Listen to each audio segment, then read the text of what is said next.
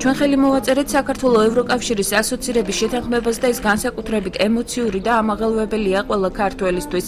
ამ სიტყვებით მიმართა საქართველოს პრემიერ-მინისტრმა ბათუმში გუშინ საზეიმო მიღებაზე შეკრებილ დიპლომატიური კორპუსის წარმომადგენლებს. ირაკლი ხარიბაშვილმა ხელშეკრულების ხელმოწერის ისტორიულ მნიშვნელობაზე გაამახვილა ყურადღება და ქართულ ხალხს ხელისუფლების მიმართ გამოხატული ნდობისა და სიმტკიცისათვის მადლობა გადაუხადა. ირაკლი ხარიბაშვილმა ევროკავშირის ბაზრის ხელმისაწვდომობის მნიშვნელობაზეც ისაუბრა და აღნიშნა, რომ საქართველოს ხელისუფლება აცნობიერებს პასუხისმგებლობას, რომელიც რეფორმების განხორციელების კუთხით ეკისრება.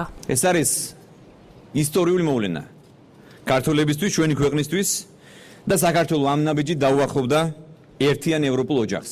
ასოცირების შეთანხმება ეს არის საბოლოო დეკლარირება იმისა, რომ ჩვენი ქვეყნისთვის ძვირფასი არის და ყველაზე ახლოს არის ევროპული ღირებულებები. მე ძალიან მიხარია, რომ ჩვენ ხალხს გაუჩნდა რეალური პერსპექტივა, რომ მათი ცხოვრების დონე გახდეს ისეთივე, როგორიც არის ევროპაში და ამას ისინი ნამდვილად იმსახურებენ.